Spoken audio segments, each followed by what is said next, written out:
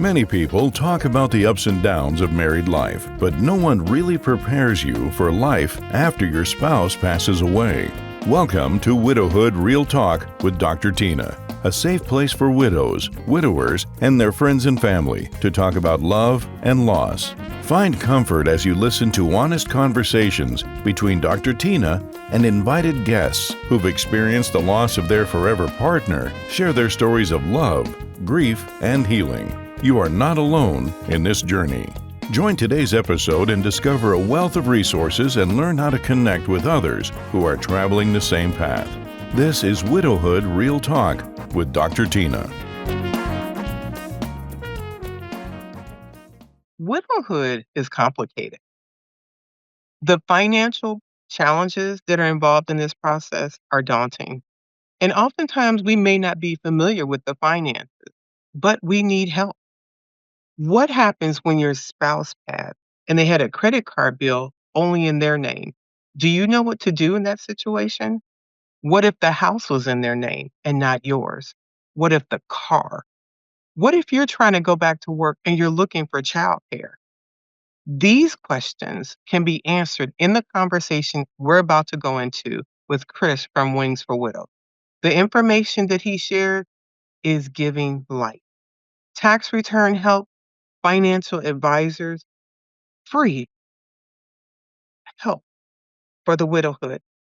I encourage you to share this episode with everyone that you know, widowed or not widowed. The information that Chris is going to share is going to change your life. Let's get into this conversation. Hello, Chris. Welcome to the widowhood. Thank you, Tina. I am so blessed to be here. You know, the widowhood, smiles, blessed. What's the inside version in your head when you hear "Welcome to the widowhood"? I probably in the beginning used to think of Mr. Rogers, right? Welcome to the neighborhood, and that little song goes off Mhm. in my head, and welcome to the neighborhood. But widowhood, it's not a group you want to have to welcome anybody to. There's that side of the coin, but if they're part of that club, then that's why we're here. That's what we're here to do, is to try to help them out. And I am not a widower. I don't know what that experience is like, but I have a heart for widows and widowers. And so when I hear about widowhood, I immediately know that this is someone, regardless of where they are in their journey, that suffered a lot of pain, that has, again, depending where they are in their journey, is struggling or has learned a tremendous amount about themselves and Mm. perhaps others. But it's an experience, a transitional experience that I wouldn't wish on anyone, and yet, over 1 million people experience it every year. So it is a reality. It's something we have to deal with, and I'm just glad I'm on this side of the coin, and I'm able to help folks that are making that transition and in that part of that club. But I'm also fortunate that I haven't experienced it. When you talk about having a heart for the widowhood community, I don't know if that does it justice. Maybe in this question it will. What moment or realization led up to you hanging up your stocks and bonds for widows and widowers and the creation of Wings for Widows? That moment of clarity was when I discovered there were no organizations that provided free services for widows and widowers to deal with the practical side of loss.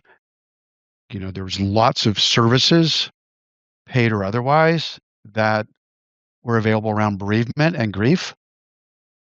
But when I went to hunt for services for some folks that I had met, some widowed people that I had met, I thought for sure I'd be able to come riding back on my white horse and share all of these resources for them. And that did not happen.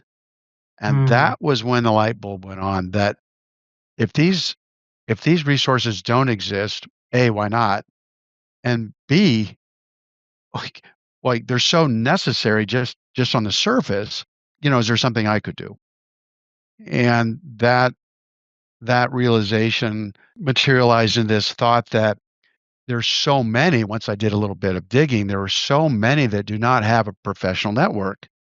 And so where are they going for help for the practical matters of loss, meaning, budgets and healthcare and claiming benefits and changing titles of ownership and all the things that have to be done after a loss that most people, not all people, but most people have to contend with on the spectrum of stuff to do. We would just call it stuff to do. After a household goes from two to one, there is a lot of stuff to do. And I realized that there's a very small segment of that population that actually had a professional network. Okay, they're going to be okay. And as a financial professional, I was working with those people. But what about all the other people? Where were they going? And we found out they were going to places that were not giving them the correct answers, the best advice. And so that was the moment of clarity, is that when folks need help the most, it wasn't available. And I wanted to do something about that. And so you're right, a heart for this mission, or a heart for the plight of widows and widowers in this country. Yeah, having a heart for it is a pretty good start, but it certainly takes a lot more than that. But that aha moment for me, as a spiritual person, as a man of faith, I really thought I was being called, and to do something, to act, not to just walk by and say, "Well, gee, looks like it's a really big need out there. Somebody will fill it one day." I decided that I was called to be that person, to at least And get when it you started. and when you say called, can you elaborate on your level of commitment and how your life changed in that call? I didn't see it coming, right? You rarely do when he calls. You don't know everything he has in store for you, naturally. And so initially it's like, well, gee, I'll just see if this makes sense. We'll go out and meet with some widowed folks and see what their needs are and see what advice I need to give them. I mean, it was so simple. Didn't even have a checklist. And that materialized one improvement after another, and until today, it's quite different. Chris, during our pre-podcast conversation, and you mentioned about the need for every widow or widower to be able to have professional services. When you say professional services, what does that look like? Well, so much of the practical side of loss is financial in nature. Yes, there is generally some legal things that have to be done. And so it may not be just one professional. It may be a team of professionals. And frankly, there, a lot of people don't have a team of professionals. So, it might require a CPA or someone to help you with the taxes because the tax situation changes. It may be an attorney to help, estate planning attorney, to help with updating the will or updating the trust documents. Certainly, all the beneficiaries need to be changed. That might require some help, legal help, but generally that's can be done by a financial advisor. So, those are the kinds of professionals that are most necessary for most people after losing a spouse. Someone listening to this and may say, well, when my significant other passed, or maybe my child or my mother, I had their last check and maybe the house and a car. What you're talking about is way too complicated. I don't need all of that. What would you say to a person thinking that? Hmm. That's a great question. I think when folks think of financial advisor, they immediately assume there's an assumption that they have to have a lot of assets or they can't work with a financial advisor. And that is a misconception because it's not the case. If you have any assets, there are a lot of decisions to make around your financial wellness after a loss. And it's nice to have someone that has been around the block and understands, even if there's not a whole portfolio of stocks and bonds, but making decisions about the house. Should I refinance or not? Can I afford to stay in my home? Should I be thinking about moving or downsizing? Those are huge questions to consider. And many times those types of large decisions shouldn't be made early on in widowhood. Certainly shouldn't be made in haste. And rather than having the emotional tendency to get all these things done and perhaps move and do this and do that, to bring in a professional like a financial advisor that can sit down with you and walk through these scenarios. It takes some of that emotion out of the equation. So you're working with a third party that doesn't have that same level of emotion or desperation or other concerns. It could be that third party with a clear objective about here are the scenarios, here are the things that we'll work through, really making sure that you, the widow, has a very clear understanding of your entire current situation, what has changed as a result of your loss. And for most, that's often the income. So you may not have a lot, but you had income. And if that goes, and the average is 37% after a loss of a spouse. For some, it's 100%, right? If the only breadwinner is the person who passed, then income could go to zero very quickly. Well, that's a crisis. And crisis brings emotion. And so rather than make these decisions in haste, to bring someone in who can be objective and look at, expenses and look at income or other sources of income or savings or assets, and how do I turn those into income, which is a treatment that we need to entertain sometime. Is there value in the home? Can we take some of the value of that home and turn that into income for you, right, and your family? So you don't have to have a lot to learn a lot and benefit a lot from a financial advisor. And I'd say that's the professional that you start with, is usually a financial advisor. That question comes up with people very often. And from my experience, as we're having this conversation in our Voices of Widowhood Healing Through the Holiday Season, if I have this right, this conversation will air January. Well, people are starting to think about their tax returns. They may have had a loved one that just passed during the holidays. That is that was just a few months ago, but it literally was last year. Mm. How that is going to impact their 2025 tax returns being filed in 2026, there are a lot of decisions that need to be made.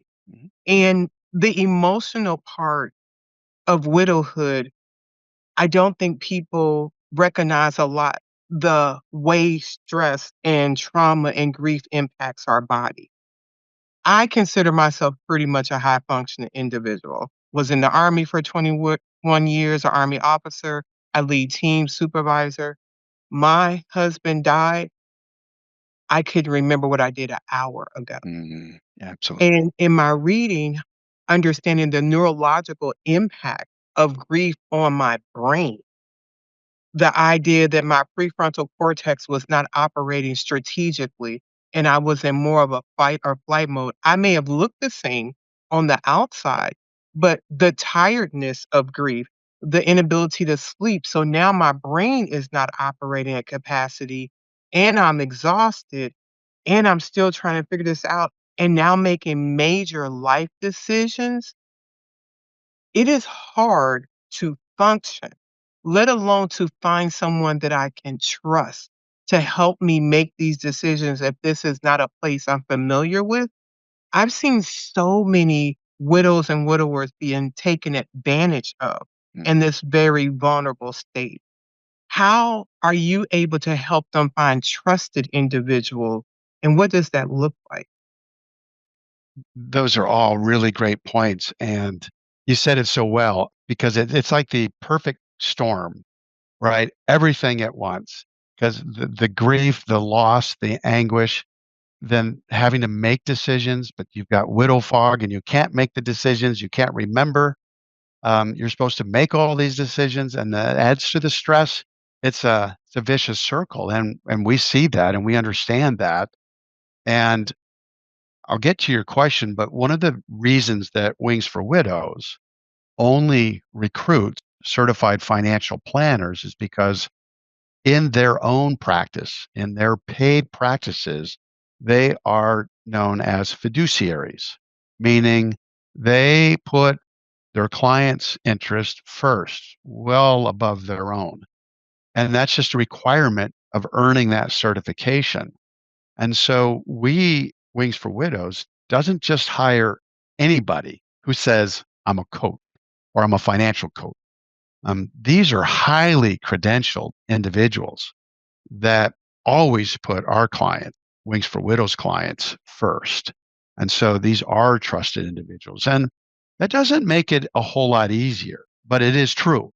I think that, again, there's this myth that, well, this is a professional with all these credentials, and I've never worked with a financial advisor before. And even though my brain is telling me to call this person or go work with this person or go to Wings for Widows and find a coach because it's all free, why wouldn't you? The reason is because there is a certain amount of, whether you call it embarrassment or unfamiliarity, uncertainty, what's going to happen. I've never worked with somebody like this. Maybe some money shame. I should have been a better saver. Those sorts of things. Or I don't know enough to work with somebody. I just don't know. I wasn't part of those part of those meetings, or my husband and I, or my wife and I, we never talked about it. And now I'm supposed to know all these things and I don't know them. And I'm supposed to share this with a stranger. I mean, it is a little weird, right? A little scary. Intimidating too. Intimidating is a great word, because, and I think, and we see that, we do see that. And yet, if you can kind of tuck that away and use a little bit of faith and trust in all the others that have gone before you, that have come to Wings for Widows in particular, that just had nothing but great things to say. And this massive wave of stress is, gone. And there's hope again. We just worked on a story with a 33-year-old widow in Florida, speaks 5 languages, has only been in the U.S. for a few years, and was just weeks away from getting her citizenship. Her husband died. Mm. There was no money. We found out he canceled his life insurance. There was nothing coming to her. There was no money. The house was in his name, so she had to deal with that. She wasn't going to get her citizenship. The car was in his name, and she didn't know how to drive, and didn't even have a driver's license because she didn't know how to drive. And suddenly, she's at the helm of her entire life. And she took a chance and reached out to us, and we righted all of that, fixed it all. Worked with the VA, worked with the church to get her driver's license, working to get her a job, and all of these things. And this incredible relief for someone that was left in such a really shaky, bad, with the position, with the clock ticking, going to run out of money. What do I do next? She said, well, I've got to get help. I don't know, and I'm going to lose it all if I don't go ahead and take a chance on Wings for Widows. And we jumped through hoops and, turned things around for her very quickly. And we're fortunate that she came to us. So, but not everybody's ready to do that, which is why we offer some of our other services that are less perhaps intimidating. Go at your own pace. You can get a lot of good information, but you don't have to go talk to a stranger about your finances. What are some of those other services, Chris? We have Widowwise University. So that's a complete online education service. It's got 60 lessons over 10 sessions, covers just about every topic that's relevant to a newly widowed person. Each course is about 8 to 10 minutes long. So they're relatively quick. It's just the most important things, what you need to know, what you need to do. Here are the action items. Here's the things to think about. There's worksheets if you need a worksheet. And for every course, there's a closed caption video. So if you're hearing impaired, you can still get the help that you need. So that's a great place for folks to go. And we give a scholarship. There is a small charge for that, just to cover our expenses on that. But we also just give out scholarships, Project Care scholarships, if someone can't afford it, and it's $19. So if somebody can't afford it, we'll forego the $19. The entire university is $19, or each class? $19 to have access to it all. And I think we have over 100 scholarships now of folks there, doing that work. So that's one option. Okay. I don't have to go speak.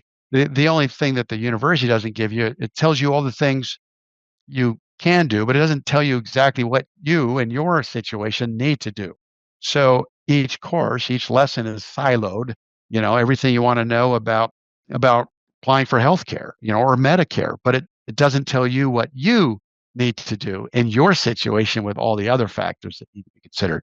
And that's the difference. When you're working with a financial advisor, they look at everything, your entire situation holistically. And sometimes the advice is different based on having the full picture. True. And then the third is just our website is just chock full of resources. It's have about 100,000 visitors a year, and that's growing. And this year we launched what we call six specialty hubs. So there is just a ton of information at no cost. For example, taxes you mentioned.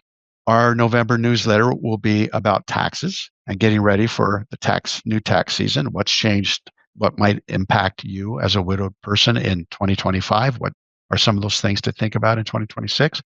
And so you can sign up for our newsletter. There's 12 monthly issues, and we tackle a new issue every month. That about 10,000 subscribers for our newsletter. So that's completely free as well, which is really great that first year or two to get that advice coming into your mailbox every month. But the website, like the hubs, we have a tax hub, and between now and April, it will be one of our most heavily visited places on our whole website because there isn't as good a place anywhere else on the internet for widows to come and learn all about what would apply to them in terms of taxes. So that's our tax hub. And then we have a Social Security hub because it's very confusing to people when they lose a spouse. What are my benefits? What am I entitled to? So we cover all of that on our Social Security hub. We have a solo parenting hub for solo parents to look at all the considerations and things to do as a solo parent, and on and on and on. One for debt management. Well, I have all this debt.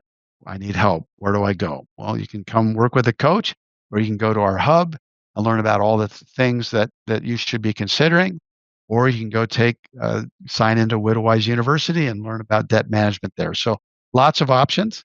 Everyone learns differently, and so we have a service that will meet most of those folks looking for help. They'll find it one way or It's another. fantastic. What I'm hearing you say, if you're not ready to connect one-on-one, you can use the university style, learn the information, gather. Maybe that's the first step, feeling less intimidated, an intro into that. And now I've gone through the university, or maybe I can just start and reaching out and going, I have all these different things and I need someone to help. When people come to you for assistance, have they shared what items or what process or thoughts kept them from asking for help quicker or sooner? That's a great question. We do learn that, but we learn that at different times. We learn it when they actually do become a coaching client. We will get some of that information because we do provide some client surveys to just kind of find out, before, kind of during and after. And so we get some of that knowledge. And most of it was I was just too busy, and I didn't make time to go figure out what you were all about. And I remember there's several comments where I wish I'd found you sooner, like they found us a year later. Oof. I wish I'd known about you sooner. And we wish that would happen too, because often some really bad mistakes happen in that first year because decisions are made out of haste, and you've got that widow fog going on, and you've got children, you're trying to manage their grief, and you're trying to manage your own. And sometimes we just make these decisions to just check the box. I got to get this off my plate. I got enough on my plate. I want to just get this off my plate and move on. And it turns out that, that was not a good idea. When you Right. talk about decisions you found that were bad for people to understand, maybe they're in the cusp of that. What are some of those bad decisions that you've seen that people have made? The one that I see over and over is they don't understand what their legal responsibilities are for paying bills. Ooh. That's a big one because the bills come in, and maybe it was John was paying the bills every month. Well, John's gone, unfortunately, and now I'm paying the bills every month. And I just keep paying the bills, even though some of those bills were John's responsibility, meaning that if John took out a credit card in his name only at Home Depot and John is gone, that's John. That's between John and Home Depot. I don't have to pay that Home Depot bill. Now, what you do have to do is call Home Depot and tell them that John has passed and like to have the account closed. They may or may not do that. And that's if there's enough of those accounts out there, then usually what happens is there's some sort of probate process, which is ensuring that if there are assets that the creditors are fairly equally or fairly paid before, right, those assets are used by the surviving spouse. That's all probate is. It's a very scary thing. Everybody thinks, oh, and there are lots of ways to avoid it, but that's a very common one. I didn't know I was supposed to not pay that bill. And so they pay it. We had one case where the husband, the spouse, was a consultant, had a whole consulting business, had been out of business for 30 years. Well, he got sick and the prognosis was not good. And as his health was failing, his wife kept, what are we doing with the business? What's going on with the business? I don't know anything about the business. Is there things I need to do or learn about the business? Finally, this individual said, no, it's all taken care of. It's all closed down. You don't have to worry about it. And lo and behold, this individual does pass. And a few months later, a notice from the post office comes in the mail, and she's now opening all of her mail. And what's this? It's a business PO box for the business. This individual's business. Why am I getting this? It was all shut down. She goes to the post office and finds out that it wasn't all shut down. There was a box full of demand letters and overdue and past due notices. And now she takes this box home, and she felt it was her obligation to settle up the score with all these business accounts of her past husband. And none of that was her responsibility. And unfortunately, she had taken her only life insurance money, a term life insurance policy, and paid off all of his debt, and then was left with nothing. And none of that was. And we met her after she had done all this, and she wept when we explained that she didn't have to owe it. Once you pay it, it's too late. You can't get it back. So those are the kinds of mistakes. It's not knowing what should be paid and what shouldn't be paid, and what's you own and what somebody else's own. You can't just sell your spouse's car. If there's a loan out on that car, that loan needs to be satisfied, and the title needs to be changed, and all these legal things have to happen before you part with that car. But it's very tempting. There's a car sitting in the driveway. I'm not using it. I've never used it. I'm going to sell it because I need the money. And it's not good. It's all kinds of problems when that happens. Thank you for sharing those because those are huge. The person with the credit card, and tell me what you've seen. I want to make sure their name is good. I don't want them to be dead and then people feel like, I made their name look bad. Have you ever run into people with that concept versus the idea of that business is done? They're no longer here. I am living and I need funds to continue managing my life, which makes me have to make a business decision. But in the cusp of our grief and our emotions, logic does not always prevail. Absolutely. Logic doesn't always prevail. And you've never been in this situation before. How would you know? Who would expect you to know the right way to approach bills coming in for your spouse who's gone? You just don't know legally what. So as a good person, we've been raised to take care of our debts. So I haven't had anyone that I'm aware of, maybe other coaches have heard it, where they've said, I paid all those bills because I wanted to make sure that John's name was in good standing. I've never heard anybody say that. They just don't know that they're not responsible, not just morally, legally. they're not responsible. So if it was a moral issue, that'd be different, but it's not. It's a legal. There's no legal responsibility for the survival unless it was their a joint bill, you know. So when I'm talking about just the bills that belong or credit cards, liabilities, right? Liabilities that belong to the decedent. Those are not legally the surviving individual's responsibility. So no one has to feel bad about not paying those bills. It's okay. It's going to be you're going to be fine. And you know, for those that are have enough assets, they often will pay the bills because they just want to get the score settled and take care of all of that. And but they're sitting, you know, in a excellent financial position, and they want to do that, then they certainly can. But for those, and about 40% of the folks who walk through our doors, they're not in a financial position to just pay off all of those old bills. Um, the one that always comes up that is a bit of a mystery are old medical bills. We get questions a lot. Like those seem to be the last bills that not only do they show up after the spouse has passed, they come in they come in late. I mean, they come in forever and they keep Coming as coming an in. emotional trigger, like, they died and you had the nerve to send me a medical bill? Oh, Absolutely. oh my Oh, gosh, I can't wait to get on the phone to tell you how this isn't going that if anything you wanna trigger someone, they died, it's later and I've sort of my mind is settled, and you're asking me for money for killing them? That's what your mind interprets. yes. Yeah, we don't handle that. We see that all the time. That's not handled Speaking for a well. friend. Yeah, right.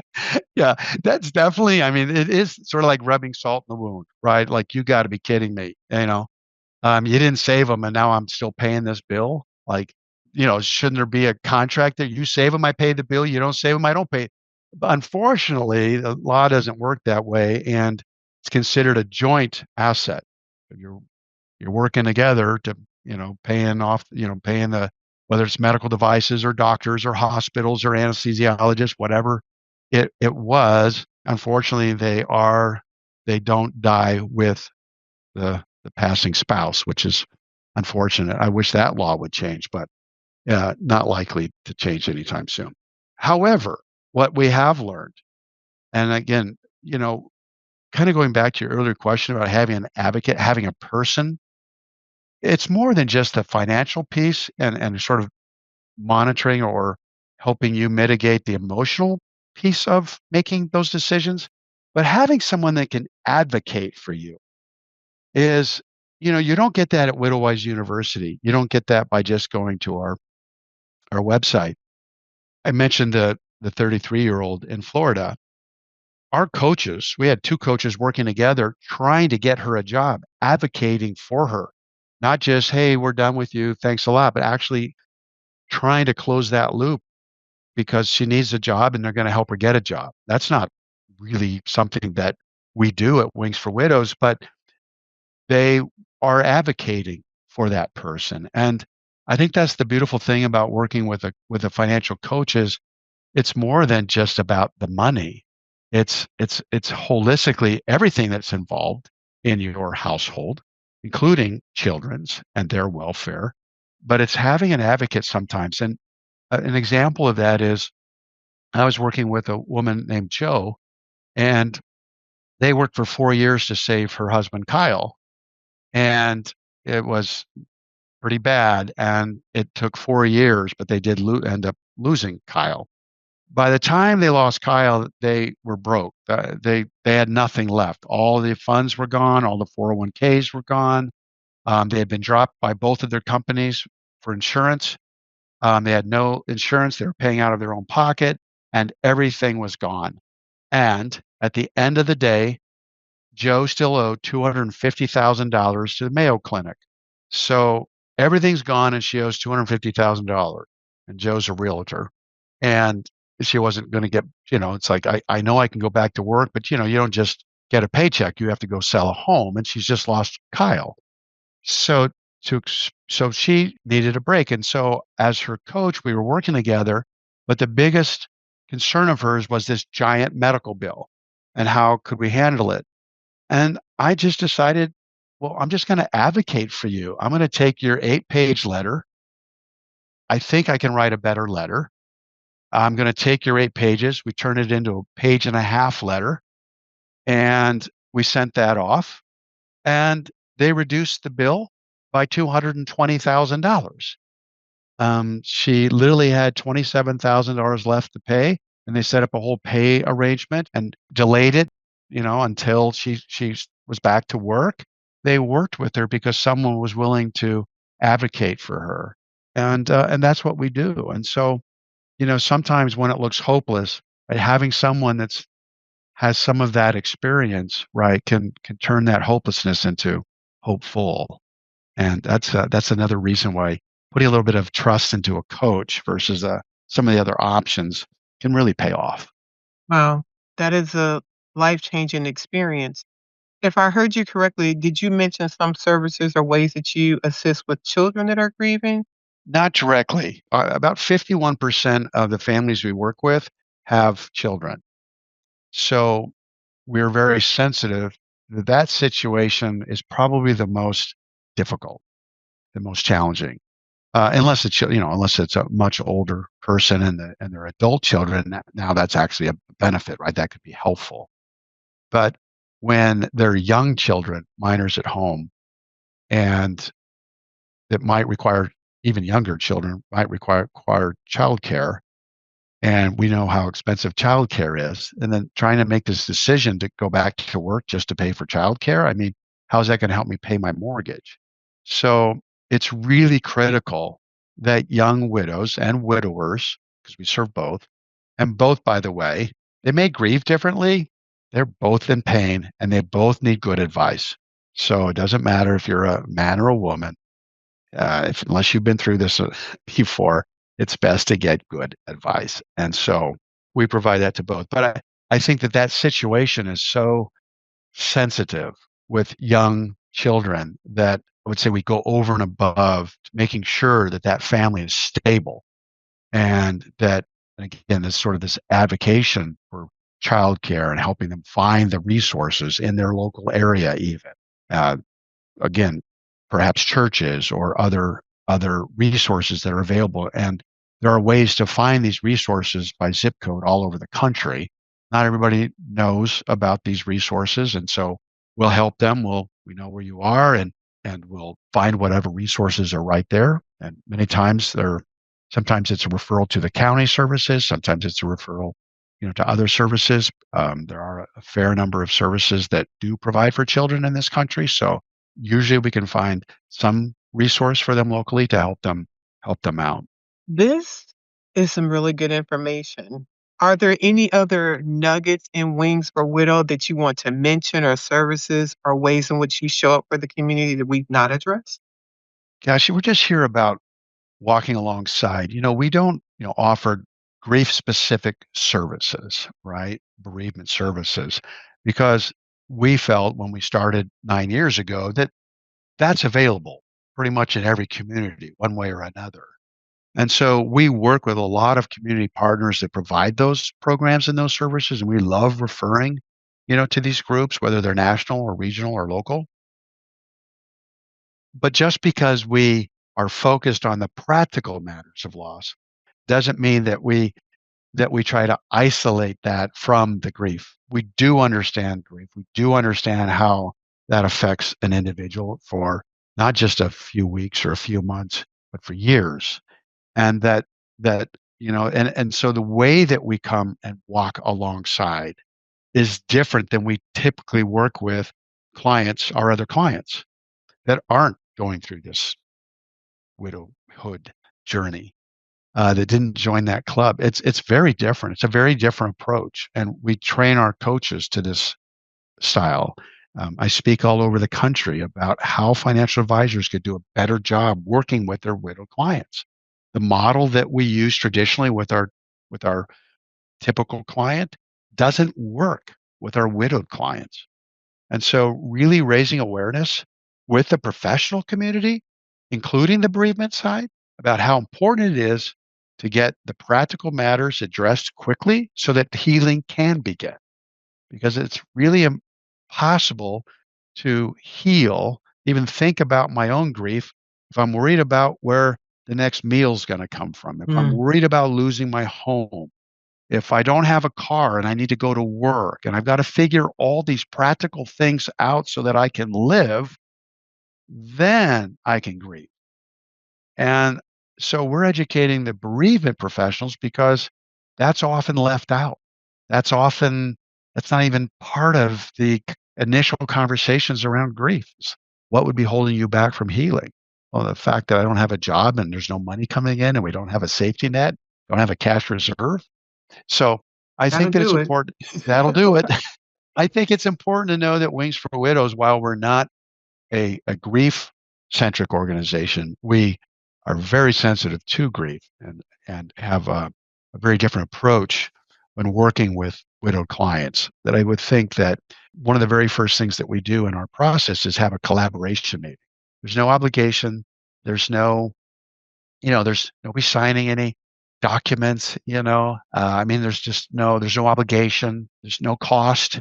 So even if there's some shame, some intimidation, some embarrassment, some fear and uncertainty, it's just a meeting with someone that could maybe really, really be helpful. And so I always tell everyone, if you're not sure, just go to the very first meeting with your coach. You get to pick your coach, find a coach that that you like, and then meet with them and see what happens. That would be my advice to your listeners as well. So as they're listening and they realize I need help, whether it's a widow or widower, or maybe a financial advisor that would like to make their services available and partner with you, how does one reach you? What is your website? Yeah, it's www.wings for FOR wingsforwidows.org. You can Google us. You can Google financial help for widows, and we're pop right up at the top. And financial advisors, I mean, we do advertise in Google, and so if you Google the right words, we generally pop up and can find us. But just coming to the website and getting familiar with our services and what we do is a great place to start. And for financial advisors, they can find us in a number of ways. Different organizations, we're available as resources in those organizations. Gosh, through the pro bono side. So if a financial advisor is thinking about volunteering, they can go to the Foundation for Financial Planning. It's a 501c3 and their mission is to provide financial advice to those who don't have access to it. And all of our coaches come through there to get to Wings for Widows. So we have a very close relationship there. So any financial advisor that would be interested in learning more about Wings for Widows or volunteering with us, they just can come to the website or they can go to the Foundation for Financial Planning website. Wow, thank you. I try to make this a little interesting and I give my guests an opportunity to be the podcast host and see if you have any questions for me. I didn't see that one coming. That's why it's different. Oh my gosh. Um, well, you mentioned, I do have one. So I'm a naval veteran, and you mentioned your time in the Army. And I think from our other conversations, I'm not sure we knew that. I don't recall you telling me that you had been in the Army for 21 years. Is that what I heard? Yes. Tell me about that. What did you do in the Army? I was a logistician. Um, remember being this very young private in Fort Dix, New Jersey, going to boot camp. Then I went to Fort Lee, Virginia for my technical training. Then I was stationed at Aberdeen Proving Ground was my first duty station. Remember In being the Maryland. logistician there. In Say Maryland. again? In Maryland. Yeah, That Aberdeen? Mhm. Aberdeen, and actually that's where I met my late husband. Then I was in Korea for 18 months and then came back and I was stateside at Fort Eustis, Virginia. Mhm. Did 5.5 years active duty and then the remaining of reserve. We started having children and I just could not commit to that and being there, but I still had a love for serving, and I'm glad for it. That's fantastic. Well, thank you for your service, and You, how about that you? that's wild, and, oh, I have a funny story about Oh, Aberdeen. I was actually arrested at Aberdeen with two of my friends. We had gone to Aberdeen. They had a runway there, and one of our friends was had just gotten his private pilot's license. We went to Aberdeen to all jump in his airplane, and while he was making his flight plan, the other friend and I wandered outside, we're just killing time, and we wandered inside of an open gate into an old plane on the property. And, it was easy to get in the plane, and we climbed in the plane, and we're just sitting in the pilot seats. Next thing we know, the military police with the flashing lights, there were 3 cars came up, drew their weapons and told us to get down and handcuffed us and took us in and interrogated us. It turns out that open gate shouldn't have been open because of the way it was opened. The sign that said "Keep out, restricted area" couldn't be seen. So eventually they let us go. It was a lot of fuss over nothing. It was a very, very old plane. It was all rusty, but I mean, so that's my Aberdeen story. Well, I never went back to Aberdeen after that. I'm sure. Oh my gosh, that's funny.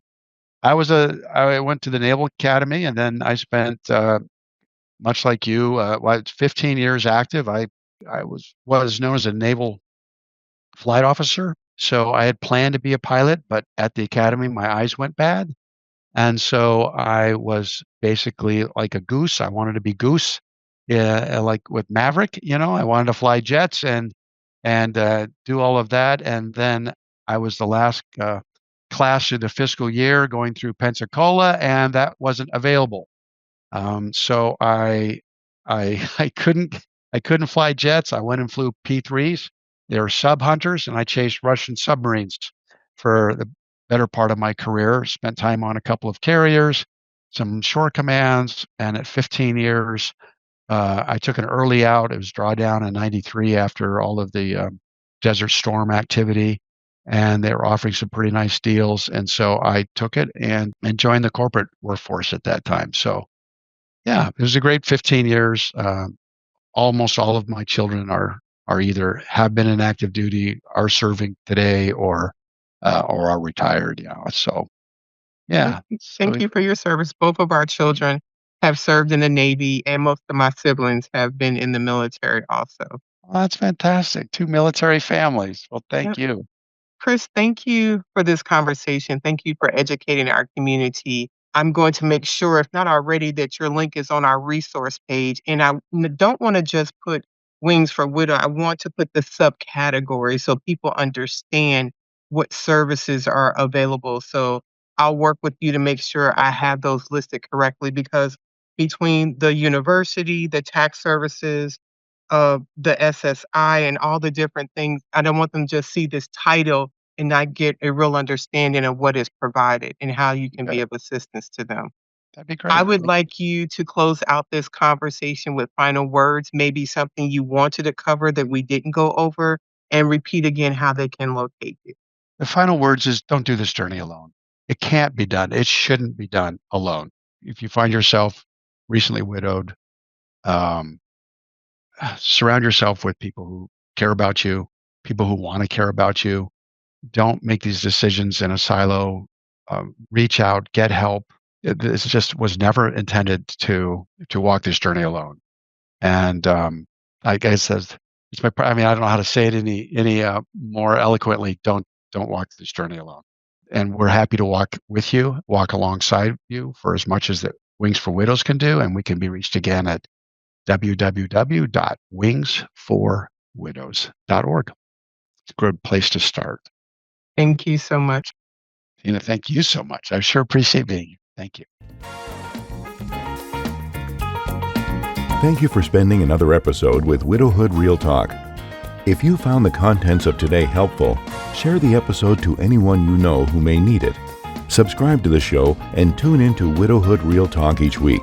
Then, visit widowhood-realtalkwithtina.org to join the community and access additional resources. Remember, you are not alone in this journey.